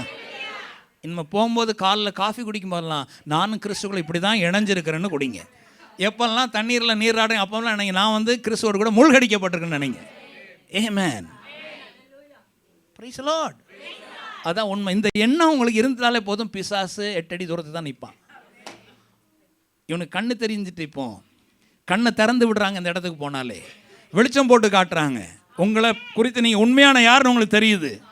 Price God, hallelujah, ஆமென். இல்லைங்க, இன்னார் வந்து ஜெபம் பண்ணாதான் இயேசு கிறிஸ்து எங்கள் வீட்டுக்கே வருவார். ஒரு இன்னாரும் வர வேண்டாம், உங்களுக்குள்ளே இயேசுக்கு இணைஞ்சிருக்கிறார். பிரைஸ் காட், ஹல்லேலூயா, ஆமென். அப்படி ஏங்க நான் வீட்டு கூட்டம்லாம் வைக்கணும்னு சொல்கிறீங்க? அதுக்கு 4-5 பேர் உங்கள் வீட்டில் வந்து உற்சாகம் பாடும்போது அபிஷேகம் நிறைய வரும். அதுக்கு தான் அது. யாரையாவது ஏமாத்துறதுக்காண்டி நான் எனக்கு ஸ்பெஷலாக இருக்கிறேன், நான் வந்தால் தான் உங்கள் வீட்டில் பிரசன்னமே வருது கிடையாது. நீங்கள் ஏற்கனவே பிரசன்னத்தோடு தான் இருக்கீங்க. நீங்கள் அவனுடைய கோயில் இல்லை. ஆமென். இன்னொரு ஆள் உங்க வர்றதுனால உங்களுக்கு வீட்டுக்குள்ள பிரசன்னம் வருது கிடையாது. ஏற்கனவே உங்களுக்குள்ள தேவனுடைய பிரசன்னம் உங்களுக்குள்ள இருக்கு. தேவனுடைய மகா பரிசுத்தம் உங்களுக்குள்ள தான் இருக்கு. ஹல்லேலூயா சொல்லுங்க, ஹல்லேலூயா, ஆமென். பரிசுத்த ஆவியானவர் உங்களுக்குள்ள வாசம் பண்ணுகிறார். நான் அவர்களுக்குள் உலாவினுடைய தேவனாக இருப்பேன், அவர்களின் ஜனமாக இருப்பார்கள். இவர் வந்த உடனே எங்கள் வீட்டில் இருக்கிற பிசாசு அங்கங்கே ஓரஞ்சாரம் அங்கே நின்று கூரையில் மேலே அங்கே ஒதுக்க பீரோல் பக்கத்துலாம் ஒதுங்கி ராத்திரி அப்படி இருந்தாலும் தூக்கத்தை கெடுக்கதாலும் இவங்க வந்துட்டு போன பிறகு எங்கள் வீட்டில் ஒரு வெளிச்சம் வந்துட்டு, சுத்த பொய், முட்டாளை ஏமாற்றும் முட்டாள்கள். ஆனால் நீங்கள் வந்து அறிவாளிகள். ஆமென். ஒருபோதும் இப்படிப்பட்ட சிந்தைக்கு விட்டு கொடுக்காதீங்க. உங்களுக்குள்ள தேவன் இருக்கிறார். ஆமென், ஹல்லேலூயா. நீங்கள் தேவனுடைய வெளிச்சமாக இருக்கிறீர்கள். உங்கள் வீட்டில் மாத்திரம் இல்லை, உலகத்துக்கே நீங்கள் வெளிச்சமாக இருக்கிறீங்க. நீங்கள் ஊருக்கு உப்பாக இருக்கிறீங்க, பூமிக்கு உப்பாக இருக்கிறீங்க. வேதம் சொல்லு, ஆமென். பிரைஸ் காட், ஹல்லேலூயா. யாராவது சொல்லுவாங்களா, உங்கள் வீட்டில் இருக்கிற டாட்டா சால்ட்டோ உங்கள் வீட்டில் இருக்கிற வேறு ஏதாவது சால்ட்டோ போட்டால் உங்களுக்கு சோறுலையோ அல்லது கோதுமையிலையோ ஏதாவது போட்டால் உப்பு சரியாக தானே இருக்கும். நீங்கள் பக்கத்து வீட்டில் உள்ள உப்பு வாங்கி போட்டால் தான் உங்கள் வீட்டில் சமைக்க முடியுமா? உங்கள் வீட்டில் இருக்கிற பாக்கெட்டில் உப்பு அதே உப்பு தான். உங்களுக்குள்ள இயேசுவும் அதே இயேசு தான் உங்களுக்குள்ள இருக்கிறார். ஆமென். பிரைஸ் காட், ஹல்லேலூயா. பக்கத்து வீட்டுக்காரங்க வந்து சொல்கிறாங்க, எங்கள் வீட்டு டாட்டா சால்ட்டை போட்டு பாரு, எங்கள் வீட்டு உப்பை போட்டு பாரு, உங்கள் கறி டேஸ்ட்டாக இருக்கும். அன்னைக்கு வாங்கி போட்டு பாருங்க, டேஸ்ட்டாக தான் இருக்குது. அதுக்கு முன்னாலும் டேஸ்ட்டு தான் இருந்துச்சு. இதெல்லாம் கிடையாது. உங்களுக்குள்ள அதே இயேசு தான் இருக்கிறார். ஆமென். சரி, அப்போ அவர் கூட நீங்கள் இணைஞ்சிருக்கிறீங்க. ஹல்லேலூயா. அப்போ நீங்கள் தனியாக இல்லை. அடுத்த முறை உங்களை நாங்கள் பார்க்கும்போது நீங்கள் உங்களை யாராக பார்க்க போகிறோம்? இயேசுவாக தான் பார்க்க போகிறோம். ஆமென். என் கண்ணுக்கு முன்னால் நீங்கள் இயேசுவாக இருந்தீங்கன்னா உங்களை நான் குறை சொல்லுவேன்னா, இயேசு இவர் வந்து சரியான பொயங்காணி, இயேசு இது சரியே கிடையாது அப்படி சொல்லுவேன்னா? சொல்ல மாட்டோம். நீங்கள் இயேசுவின் அங்கமாக இருக்கிறீங்க. அதனால தான் ஒரு கிறிஸ்தவன் இன்னொரு ஆளை குறை சொல்லக்கூடாதுங்கிறது. பிரைஸ் காட், ஹல்லேலூயா, ஆமென். ரைட், இன்னொரு வசனத்தை படிப்போம். படிச்சிட்டோம்ல, 1 கொரிந்தியர் 12:13. ஹல்லேலூயா. சரி, எபேசியர் 4:5 பாருங்க. எபேசியர் 4:5. எபேசியர் 4:5. ஒரே கர்த்தர் சொல்லுங்க, ஒரே கர்த்தர், இயேசு ஒருவர். ஆமென். அல்லது நம்முடைய ஆண்டவராக இயேசு ஒருவர். அடுத்த பைபிள் சொல்லுது ஒரே விசுவாசம். சொல்லுங்க, ஒரே விசுவாசம். என்னது ஒரே விசுவாசம்? இயேசுவை விசுவாசித்தல் அல்லது வேதத்தை விசுவாசித்தல், இது ஒன்று தான் நம்மளுக்கு விசுவாசம்னு பைபிள் சொல்லிக் கொடுக்கு. நம்ம ஒன்றை தான் விசுவாசிக்க முடியும். ஒருத்தர் தான் இயேசு, ஒருத்தர் தான் ஆண்டவர், ஒரு தான் ராஜா, ஒருத்தர் தான் கர்த்தர். இதை நம்ம நம்புகிறோம். அதே போல் பைபிள் என்ன சொல்லுது? ஒரே மூழ்குதலும். சொல்லுங்க, ஒரே ஞானஸ்நானம். சத்தமாக சொல்லுங்க, ஒரே ஞானஸ்நானம். இதை வச்சு நிறைய பேர் என்ன பண்ணிடுவாங்க தெரியுமா? ஒரே ஞானஸ்நானம் பைபிளில் சொல்லுங்க. எத்தனை முறை ஞானஸ்நானம்? 2 ஞானஸ்நானம் தண்ணி முழுக்க எடுத்தியா? தப்பு. முதல்ல ஒன்றுமே தெரியாமல் 10 திருப்பி ஞானஸ்நானம் எடுத்தாலும் என்ன பிரயோஜனம்னு கேட்குறேன். இல்லை, ஒரு முறை எடுத்ததுக்கு 2வது ஒரே ஞானஸ்நானம் பைபிளில் சொல்லியிருக்கல பிரதர். இது தண்ணீர் முழுக்க ஞானஸ்நானம் சொல்லியிருக்கு. கிறிஸ்துக்குள்ள ஒரே முறை தான் நீங்கள் மூழ்கணும். எப்போ இயேசுவை விசுவாசித்து ஆண்டவரன் அறிக்கையிட்டுருக்கீங்க, அதான் ஒரே கர்த்தராகி அவரை ஒரே முறை நீங்கள் விசுவாசித்து அந்த விசுவாசத்தை அறிக்கையிட்ட உடனே அந்த ஒரே ஞானஸ்நானமாகிய உங்களுக்கு கிறிஸ்துக்குள் மூழ்குதல் நடைபெற்று இருக்கிறது. இது ஒரு முறை தான் நடக்கும். ஆமென் சொல்லுமா? பிரைஸ் தி லார்ட், ஹல்லேலூயா, ஆமென். அப்போ இங்கே ஏன் ஒரே ஞானஸ்நானம் சொல்கிறீங்க? நீங்கள் 5 ஞானஸ்நானத்தை பற்றி சொல்கிறீங்க. இந்த ஒரே ஞானஸ்நானங்கிறது ஒரே கிறிஸ்துவை, ஒரே ராஜாவை ஒரே ஒரு முறை விசுவாசித்து ஒரே முறை நீங்கள் செய்யும்போது அந்த ஒரே நேரத்தில் உங்களுக்கு நடைபெறுகிற மிக முக்கியமான, உலகத்தினுடைய மிக ஆச்சரியமான, கிறிஸ்துக்குள் நுழைகிற, கிறிஸ்துக்குள் மூழ்கடிக்கப்படுகிற அந்த அனுபவத்தை ஒவ்வொரு விசுவாசியும் பெற்றுக்கிறோம். ஆமென் சொல்லுமா. அல்லேலூயா. இது எப்படின்னா, ஒரே முறை பிறப்பதும் ஒரே முறை மரிப்பதும் மனுஷனுக்கு நியமித்தபடியே அப்படின்னு பைபிள் சொல்லுது. ஒரு முறை நம்ம சரீரத்தில் பிறக்கிறோம், ஒரு முறை நம்ம சரீரத்தில் மரிக்கிறோம். இதே போல தான் இங்கே ஒரே ஒரு ஞானஸ்நானம் இயேசுவை ஆண்டவர் அறிக்கையிடுகிற பொழுது தேவன் பரிசுத்த ஆவியானவர் நம்மை கிறிஸ்துக்குள்ளாக மூழ்கடிக்கிறார். இந்த ஞானஸ்நானம் தான் மெயின். அதுக்குனால தான் அதற்கு அடையாளமாக சரீர பிரகாரமாக தண்ணீரில் மூழ்கி பர்த்டே செலிப்ரேட் பண்ணுற ஒரு ஞானஸ்நானத்தை செலிப்ரேட் பண்ணுறோம்.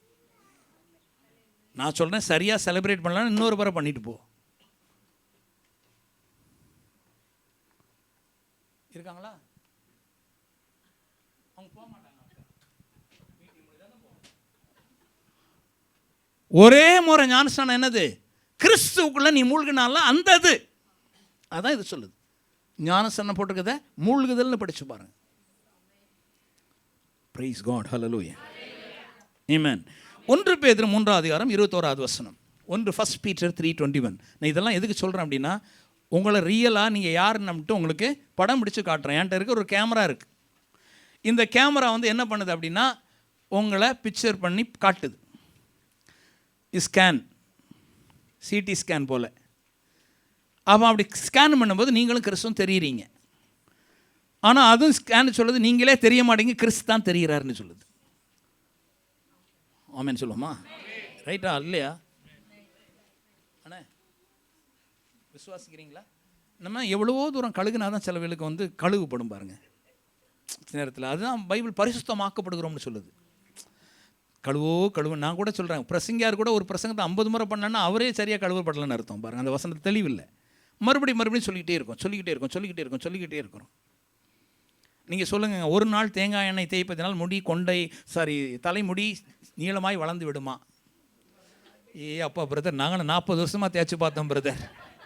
அது மேலே கீழே பார்த்து போகிறது, மேலே பார்த்து போயிட்டுருக்கு பிரதர் சில நேரம். அப்போ தேங்காய் எண்ணெயில் அந்த சக்தியில் அடலும் கடத்துடைய வார்த்தையில் தினந்தோறும் நம்ம கேட்கும்போது என்ன நடைபெறுகிறது? கண்டிப்பாக மாற்றம் உண்டாகிறது. எத்தனை முறை நம்ம போனாலும் எக்ஸசைஸ் பண்ண வேண்டியதாக இருக்குது பாருங்கள், ஜிம்மில் போயிட்டு. Amen. Praise the Lord. Hallelujah. மறுபடியும் கேட்போம் கர்த்தருடைய வார்த்தை. இங்கே என்ன சொல்லுது? 1 பேதுரு 1:3-21. அதற்கு ஒப்பனையான ஞானஸ்நானமானது.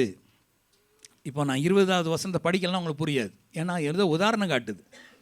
ஒப்பனை இது ஞானஸ்நானமா? எந்த ஞானஸ்நானம்? நம்ம நிறைய நேரத்தில் தண்ணீர் முழுக்க ஞானஸ்நானம் நினச்சி நம்ம பேசுனதுனால, கேக் வெட்டினதுனால உண்மையான பிறப்பை மறந்துடக்கூடாது.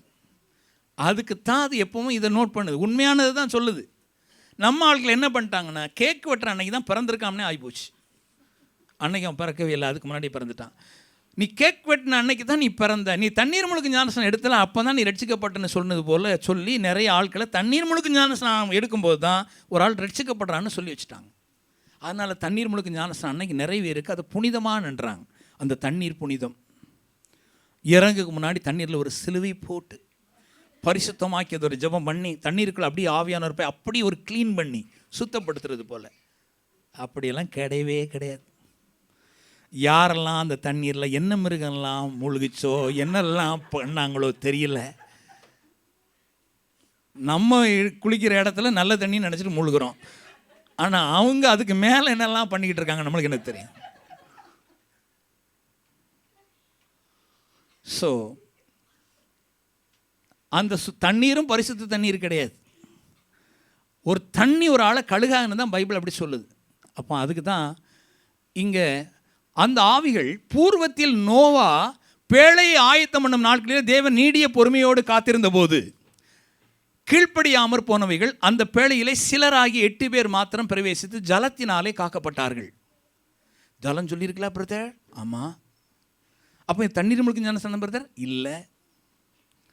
ஏன் தண்ணீர் முழுக்க ஞானஸ்நானம்? ஜலத்தினாலே காக்கப்பட்டார்கள்னா அதே போல் தான் தண்ணீர் முழுக்க ஞானஸ்நானம் ஒருவனை காக்குது கிடையாது. இது அதை சொல்லலை. ஜலத்தினால் எப்படி காக்கப்பட்டாங்களாம்? அவங்க பேழையில் இருந்ததுனால காக்கப்பட்டாங்களா, தண்ணீர்னால காக்கப்பட்டாங்களா? நீங்கள் சொல்லுங்கள். தண்ணீரில் காக்கப்பட்டாங்கன்னா தண்ணீரில் தான் 8 பேரும் குதிச்சிருக்கணும். ஊரெல்லாம் தண்ணீர்னால மூழ்கி போனாங்க, செத்தே போனாங்க. அப்போ நோவாவும் அவனுடைய குடும்பத்தினர் தண்ணீர்னால பாதுகாக்கப்படலை, பேழையினால் பாதுகாக்கப்பட்டாங்க. இந்த இடத்துல பேழை யார்? இயேசு. 8 பேர் மாத்திரம் கிறிஸ்துக்குள்ளே மூழ்கினாங்க. அந்த தண்ணீர், அதனால அவங்கள ஒன்றும் செய்ய முடியல, அதனால தண்ணீர்லேருந்து தப்பிச்சிட்டாங்க. அப்படி போட்டிருக்கு அர்த்தம். சொல்லுங்க ஆமென். தண்ணீர் அவங்கள பாதுகாக்கல, தண்ணீரில் இருந்து தப்பிச்சுக்கிட்டாங்க, அந்த அர்த்தம் போட்டிருக்குதுல. சொல்லுங்க ஆமென் சொல்லுங்க. சில நேரத்தில் வசனத்தில் எழுதியிருக்கிறத சரியாக புரிஞ்சுக்கிடலன்னு வைங்களேன், கொஞ்சம் மேலே கீழே போட்டிருக்கும். தண்ணீர் அவங்களை காப்பாற்றல, பேழை அவர்களை காப்பாற்றுச்சு. அந்த பேழை தான் இயேசு கிறிஸ்து. பிரைஸ் காட், ஹல்லேலூயா. செங்கடலை மோசே பிளக்கிறார், அங்கே பிளந்து பாதை உண்டாகுது. அதுவும் இயேசுவுக்கு அடையாளம், பேழையும் இயேசுவுக்கு அடையாளம். அப்போ இயேசு கிறிஸ்துக்குள்ளுக்கு போனது போல 8 பேர், நோவாவுடைய மனைவியும் அவனுடைய குமாரரும் அவனுடைய மனைவிமாரும் உள்ளுக்க நுழைஞ்சதுனால அந்த 8 பேரும் உள்ளுக்க நுழைஞ்சவங்க தப்பிச்சான் தண்ணீரில் இருந்து. நம்ம உலகம் ஒரு பெரிய ஒரு தண்டனைக்குள்ள உள்ளாக இருக்குது. எத்தனை பேர் கிறிஸ்துக்குள்ளாக அந்த ஞானஸ்நானம் பெற்றாங்களோ, கிறிஸ்துக்குள்ளே நுழைஞ்சாங்களோ, கிறிஸ்துக்குள்ளே மூழ்கடிக்கப்பட்டாங்களோ, அத்தனை பேரும் காக்கப்படுறாங்க. அதுதான் அந்த வசனத்தினுடைய சாராம்சம். புரிஞ்சா? இப்போ அடுத்த வசனத்தை பாருங்கள், 21. இப்போ அழகாக தெளிவாக பார்த்துட்டீங்க. அதற்கு ஒப்பனையான ஞானஸ்நானமானது என்ன ஞானஸ்நானம்? அதான் கிறிஸ்துக்குள்ளே நீங்கள் மூழ்கினது. மாம்ச அழுக்கை நீக்குதலாயிராமல் தேவனை பற்றும் நல் மனசாட்சியின் உடன்படிக்கையாக இருந்து இப்பொழுது நம்மையும் கிறிஸ்து இயேசுனுடைய உயிர்த்தெழினாலே ரட்சிக்கிறது. ஆமென். என்னது உடன்படிக்கை? ஒரு நாள் நீங்கள் இயேசு ஆண்டவர்னு அறிக்கை பண்ணுறீங்களே, நான் எத்தனை நாள் சொல்லியிருக்கேன் இது உடன்படிக்கையின் அறிக்கைன்னு. It's a கவர்னன்ட் confession.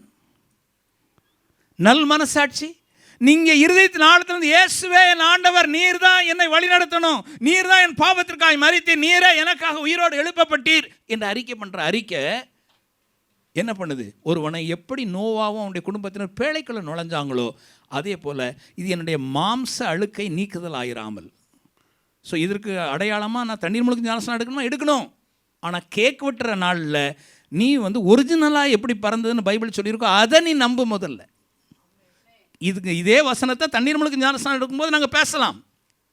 ஆனால் ஒரிஜினல் என்னது? ஒரிஜினல் நீ பிறந்தது, மறுபடி பிறந்தது. கேக் வெட்டுறதை மறுபடி பிறக்கிறதுக்கு அடையாளமாக கேக் வெட்டுற அன்னைக்கு அதை வெட்டிட்டா ஒருத்தன் பிறந்துருவான் கிடையாது. ஏற்கனவே பிறந்ததுக்கு தான் கேக் வெட்டுறோம். முதல்ல என்ன நிகழ்ந்தது? அன்றைக்கு நீ இயேசுவை ஆண்டவர் என்று அறிக்கையிட்ட பொழுது நீ கிறிஸ்துக்குள் நுழைந்தாய், உன்னுடைய மனசாட்சியிலிருந்து இயேசு ஆண்டவர் என்று அறிக்கையிட்டாய். அதனால வேதம் என்ன சொல்லுகிறது? இது நீக்குதலாயிராமல் தேவனை பற்றும் நல் மனசாட்சியின் உடன்படிக்கை. எப்படி? வாயினால உடன்படிக்கையை ஏற்படுத்துகிறோம், அறிக்கை பண்ணுறோம். ஆமென், ஹல்லேலூயா, பிரைஸ் காட், ஹல்லேலூயா. உடன்படிக்கையாயிருந்து இப்பொழுது நம்மையும் இயேசு கிறிஸ்துவினுடைய உயிர்த்தெழினாலே ரட்சிக்கிறது. அவர் அப்படியே உயிரோடு எழுப்பப்பட்டார்ல, அந்த உயிர்த்தெழினுடைய வாழ்க்கையை நமக்குள்ளே தந்து நம்மளை காப்பாற்றுகிறது. பிரைஸ் காட், ஹல்லேலூயா. அப்போ எங்கெங்கெல்லாம் ஞானஸ்நானம் போட்டிருக்கோ, எங்கெல்லாம் பர்த்டேன்னு போட்டிருக்குதோ அங்கெல்லாம் மறந்துடாதீங்க, ஒரு ஆள் உயிரோடு பிறந்திருக்கான். முதல்ல யாராவது பிறக்காத ஆளுக்கு பர்த்டே கொண்டாடுவாங்களா? இல்லை. அப்போ பிறந்திருக்காங்கன்னு அர்த்தம். இன்றைக்கி ஒரு சிஸ்டர் இருக்கிறாங்க, ஏதாவது ஒரு சகோதரி பேர் வச்சுக்கிடுவோமே, அவங்க சகோதரன் பேர் வச்சு சொல்லுவோம். அவருக்கு பர்த்டே செலிப்ரேட் பண்ணாங்க. 77 வயசு 76 வயசு பர்த்டே. யாருக்கெல்லாம் அங்கே இருக்குதோ தெரில. ஒன்று சொல்கிறாங்க, இன்றைக்கி யாருக்குமே அடக்கம் தெரியாமல் பண்ணிடுறாங்க, வீட்டிலே கேக் வெட்டிக்கிட்டுறாங்க எங்களை போல். அப்படி கேக் வெட்டுறாங்கன்னு வைங்களேன். ஆனால் உண்மையில் அவர் 77 வயசுக்கு முன்னால் நம்ம பிறந்ததை அவர் கண்டிப்பாக நினைப்பார். நம்ம சின்ன பிள்ளைங்க இத்தனை வருஷம் ஆகிட்டோம், இன்னும் இத்தனை வருஷம் உயிர் வாழ போகிறோம் அப்படிலாம் நினைக்கிறாங்க. அடையாளம் என்ன? அவர் உயிரோடு பிறந்ததுனால வெட்டுறாங்க. பிறக்காத ஆளுங்க யாருக்கும் வெட்டுறாங்களா? கிடையாது. அப்போ தண்ணீர் முழுக்க ஞானஸ்நானம் ஏற்கனவே நீங்கள் இது ஒரு ஞானஸ்நானம் எடுத்துருக்கீங்களே ஆவியில் கிறிஸ்துக்குள்ளாக, அதற்கு அடையாளமாக தான் தண்ணீர் முழுக்க ஞானஸ்நானம் நடைபெறுகிறது.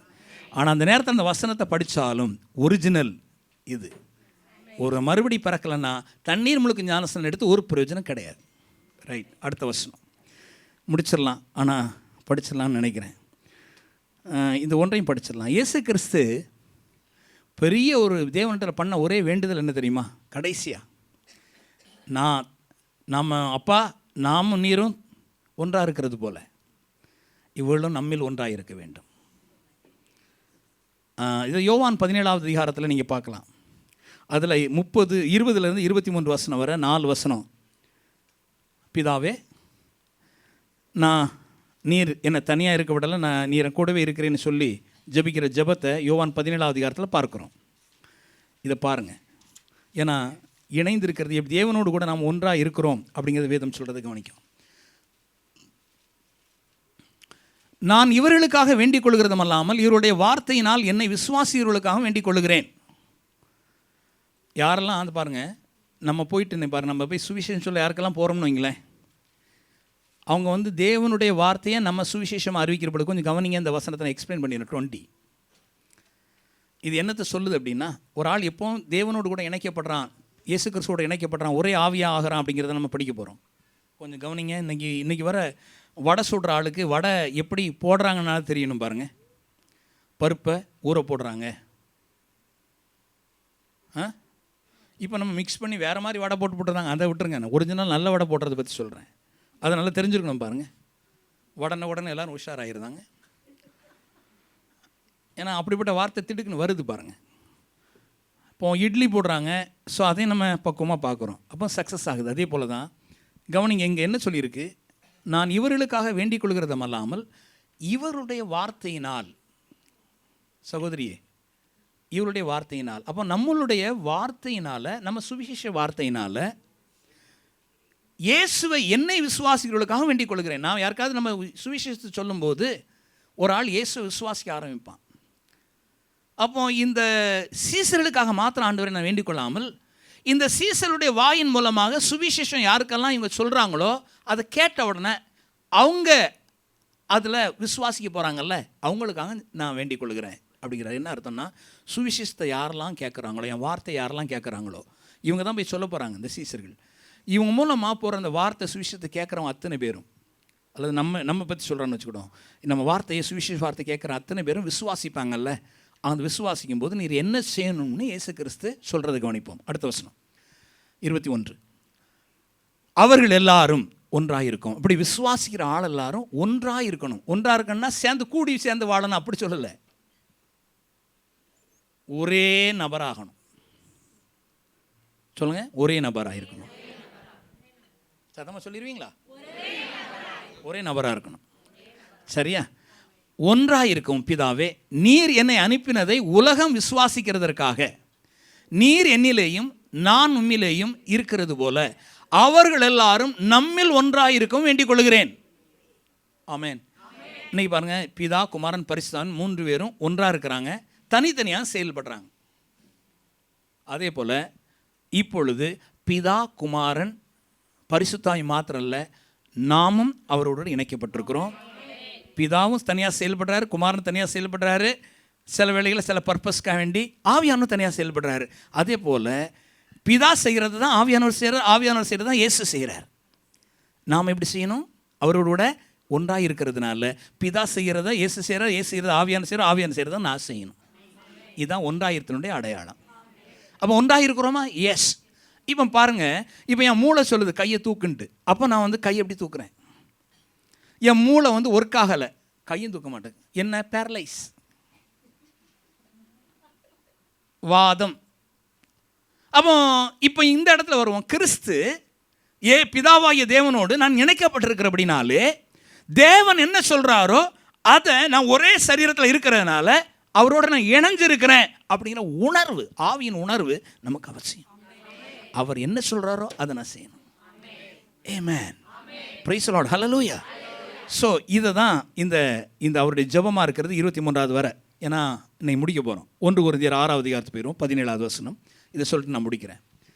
இப்போ ஆண்டவர் வார்த்தையில் சொல்கிறார், நம்மளை தேவன் எப்படி பார்க்குறாரு? எல்லாரையும் தனித்தனி ஆளாக பார்க்காம ஒரே ஆளாக பார்க்குறாரு. சபையை, சர்ச்சை, உங்களை, என்ன. அப்படியே கர்த்தரோடு இசைந்து இருக்கிறவனும். இந்த இசைந்து இருக்கிறவனா என்னது அப்படின்னு பார்த்தீங்கன்னா, இங்கிலீஷில் ஜாயின்ட் அப்படின்னு போட்டிருக்கு. அப்படி தானே போட்டிருக்கு உங்கள் இங்கிலீஷ் பைபிளில்? Can you read in your English Bible?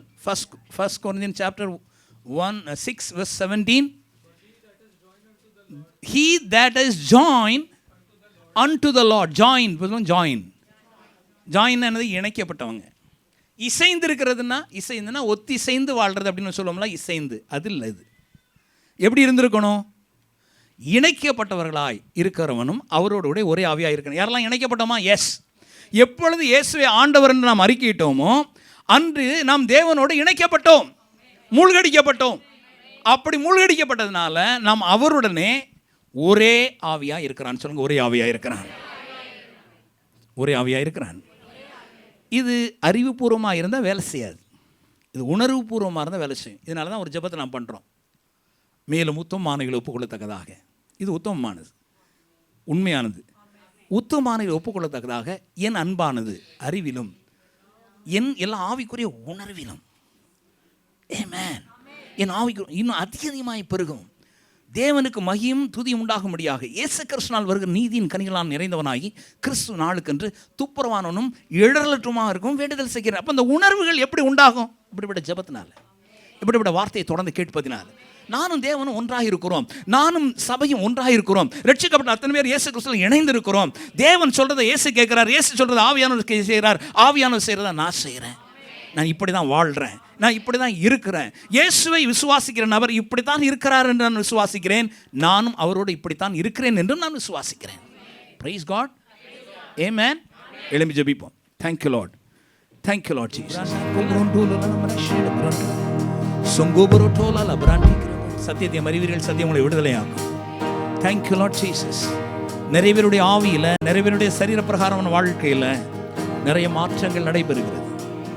நீங்கள் நடந்து வீட்டுக்கு செல்லுகிற பொழுது பெரிய மாற்றங்களை உங்களுடைய வாழ்க்கையில் நீங்கள் பார்ப்பீங்க. கர்த்தர் பெரிய காரியங்களை செய்கிறார். Thank you Lord. விசுவாசத்தினால் நீதிமான் வாழ்வார். Praise God, hallelujah. Thank you Lord. தேவனோடு கூட இணைக்கப்பட்டிருக்கிறீர்கள்.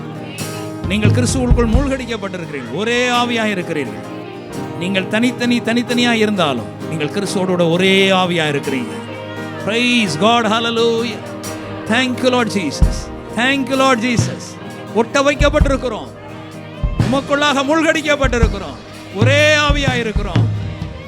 அதற்காக இயேசுவை நீர் பலியாக்கினீர், இயேசுவை உயிரோடு எழுப்பினார். அவரோடு கூட மரித்தோம், அவரோடு உயிரோடு எழுப்பப்பட்டோம் என்பதை விசுவாசிக்கிறோம். ஒவ்வொரு பிள்ளைகளையும் ஆசீர்வதித்ததற்காக ஸ்தோத்திரம் ஆண்டவரே. பிள்ளைகளுடைய பரீட்சைகள், பிள்ளைகளுடைய கல்வி, வேலை, பொருளாதாரம், எங்களுடைய திருமண வாழ்வு, அதன் மூலமாய் கொடுத்திருக்க எல்லா ஆசீர்வாதங்களையும் நாங்கள் எங்கள் பந்தியிலே போடப்பட்டிருக்கிற ஆசீர்வாதமாய் பார்க்கிறோம். இயேசுவின் நாமத்தில் எடுத்துக்கொள்ளுகிறோம். உமக்கு நன்றி சொல்லுகிறோம். Thank you Lord. அப்பா தந்த ஆசீர்வாதக்காய் நன்றி. பேக்கேஜை பெற்றுக்கொண்டோம், பெட்டியை பெற்றுக்கொண்டோம், ஆசீர்வாத பார்சலை பெற்றுக்கொண்டோம். நாங்கள் சுகமாக்கப்பட்டோம், சந்தோஷத்தை பெற்றுக்கொண்டோம். நாங்கள் விரும்பிய காரியங்கள் நடைபெற்றிருக்கிறது. நாங்கள் ஏறிட்டு பார்த்து நன்றி செலுத்துகிறோம். எல்லாம் என்று எங்களுக்கு உண்டாக்கி எங்களுக்கு அருள் இருக்கிறதற்காக நன்றி. ஒரு நல்ல சந்தோஷத்தோடு நன்றி செலுத்துகிறோம். இயேசுவின் நாமத்தில் பிதாவே, ஆமென். என்னுடைய கர்த்தராகிய இயேசு கிறிஸ்துவின் கிருபையும் பிதாவாகிய தேவனுடைய அன்பும் பரிசுத்த ஆவியானவருடைய ஐக்கியம் உங்கள் அனைவரோடும் இருப்பதாக. ஆமென்.